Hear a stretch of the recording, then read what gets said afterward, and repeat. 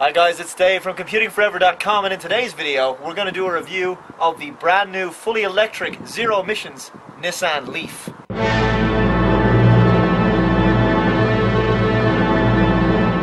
We're here at Windsor Motors, Dean's Grange in Blackrock, Dublin for a close look at this unique family car. Although the Nissan Leaf is by no means the first fully electric car available, it is the first time that a major manufacturer has decided to introduce such a vehicle for the mass consumer market.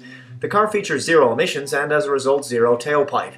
It has a high-response 80 kilowatt asynchronous electric motor, a range of 140 kilometers per charge, speeds of up to 144 kilometers per hour, a 24 kilowatt lithium-ion battery, 120 volt portable trickle charge cable, 240 volt home charging dock, and an optional 50 kilowatt DC fast charging port. Other notable features include regenerative braking technology, electronic brake force distribution, electronic parking brake, cruise control, vehicle dynamic control with traction control system. So without further ado, let's take the new Nissan Leaf out for a test drive. So first impressions then, just the general acceleration of the Nissan Leaf is something that you would not ordinarily expect, and a lot of people who are probably not familiar with electric cars probably wouldn't expect them to be this quick off the line. You have to be a little bit cautious when you first use the car in that respect. It takes a little bit of getting used to. For me personally, I have to get used to the fact that the car is actually fully automatic in itself, because most of the cars here in Ireland will be manuals. That's not to say that there aren't a good few automatics on the road, but in general so I just have to get used to the fact that we have this rather unique little control here for just putting it into park, reverse and neutral. So there's just no gear changes required, but very quickly you can see this digital speedometer here that we get up to speed very, very quick indeed. And in general I feel that the driving experience, road holding is excellent. I feel that it's very, very simple to drive and so quiet. When you stop in the line you expect the car to continue to idle and for it to make some kind of noise, and although it does make a sound, that's really only for the benefit of people around you, who are effectively for them to know that there's a car in the area. But in general it's incredibly quiet, and you would barely know that you're actually driving anything other than just a conventional consumer car. The Nissan Leaf is a fully electric car, the first fully electric production car on the market in Ireland. I suppose it's the biggest change in terms of technology that we've seen in the motor car in certainly as long as I've been in the business, which is over 25 years at this stage. It's a very exciting project, and we're certainly thrilled and excited to be involved at the cutting edge of this new piece of technology. So the car is powered by lithium-ion batteries, and the idea is that the owner of the car charges the car at home every night using the cheapest rate of electricity available, which would be the night rate of electricity. And a full charge on the battery will give approximately 160 kilometres of range on the car. And that range can depend a little bit on how the car is driven, obviously. It can be a little bit longer or a little bit shorter than that, depending on the usage of the car. The car is a very exciting car to drive. The silence is something that's absolutely unique to the Nissan Leaf, and the car will be more refined than some of the most expensive cars in the market at the present time. I suppose the biggest benefit from a customer point of view in owning one of these cars is the running costs.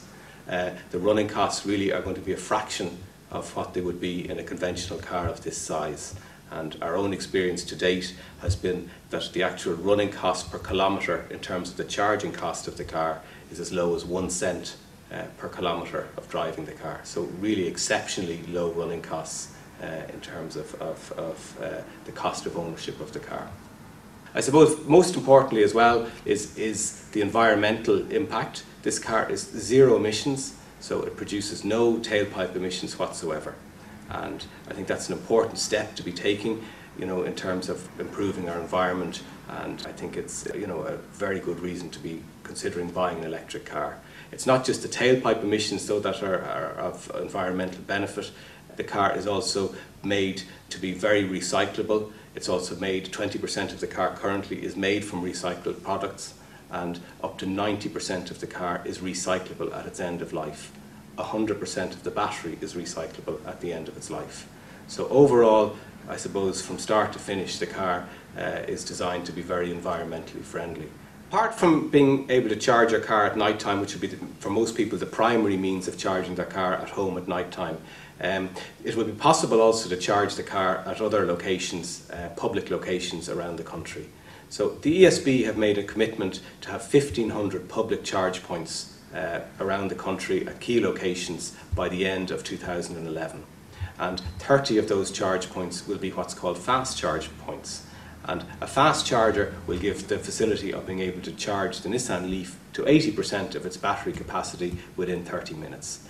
And these fast chargers will be located along the main national routes between the main cities at approximately 60-kilometre intervals.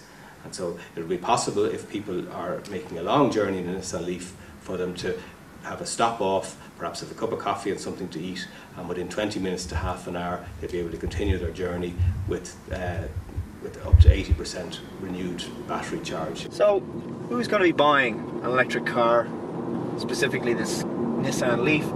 Well, from what we've seen, it's everybody and anybody. It's not restricted to some sort of top tier level of society, wealthy people, as some naysayers would have you believe. It's very much a family car, a very normal car with a whole host of features, with a lot of power behind it. It just happens to be a zero emissions electric car, one that is an absolute joy to drive. And the fact is that a lot of people would be very cautious or concerned about, well, yes, ideally on paper I'd love to drive an electric car, but I'd be too concerned about being on a long drive and boom, all of a sudden I've got no electricity in the car, I've got no power, and I'm stranded somewhere. And that's an absolutely ridiculous thought when you think about it, because it's no different to driving a petrol or diesel powered car, where you also drive economically to the amount of fuel, or in this case power, that you have on board. The difference between driving an electric car like this and driving a petrol or diesel powered car is that there's a change in culture at how you use it. You actually have to drive based on budgeting the amount of power that you have on board. So yes, you will be recharging it regularly, but you will be planning your journeys ahead of time. The car really is quite conventional in a lot of respects in terms of the practicalities of the car. And it isn't designed necessarily to suit everybody. So somebody who's doing a very high mileage or travelling long distances every day, this may not be the car for them at the present time. However, 80% of people do less than 80 kilometres in their normal day. And so it has a very broad appeal, or has the potential to appeal to a very broad range of people. So I suppose some of these people are very concerned in terms of making as little environmental impact as possible for their personal travel needs. Other people are looking for big savings in terms of their running costs on their vehicles. Other people like the whole technological side of things and want to be at the cutting edge of technology, be it in their car or in their home or various other areas of their life. And other people are combinations of all of those three things.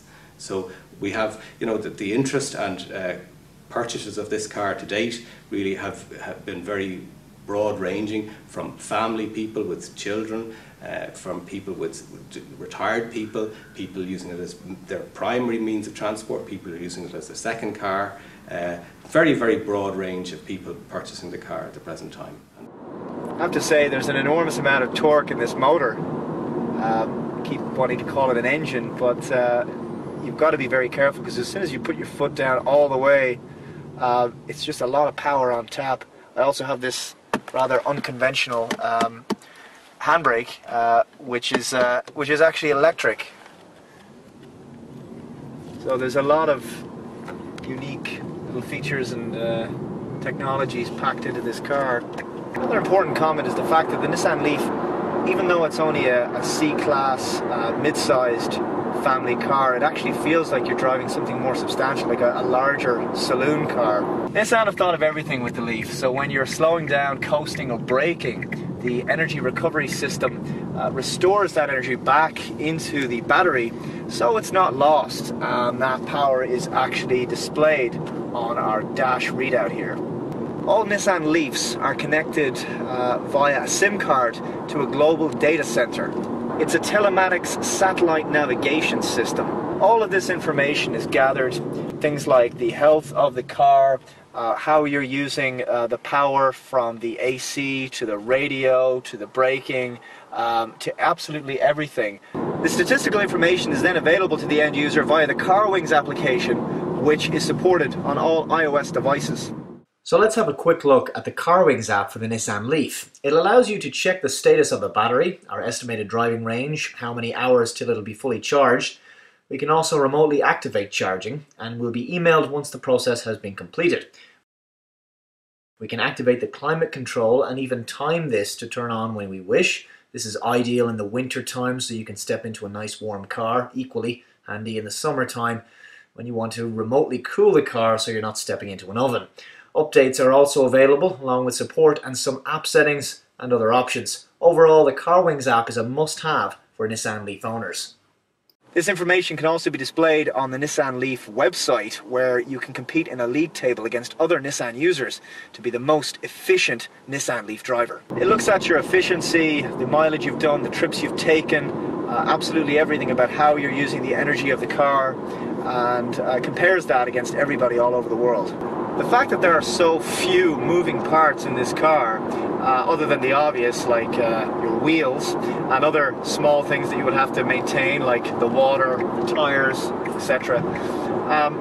Nissan state that you will be able to get 19,000 kilometers for about €230 per year. Overall, my impressions of the Nissan Leaf are positive. With more and more charging stations being installed throughout the country, electric-powered cars are becoming a real option for consumers. The people who buy these cars are aware that they must plan their trips in advance, but the payoff is huge savings in fuel bills, maintenance, and a battery that will provide about 10 years of life. The price is €29,995 after the government incentive. Visit computingforever.com for more technology news, and I'll see you in the next video. Bye-bye.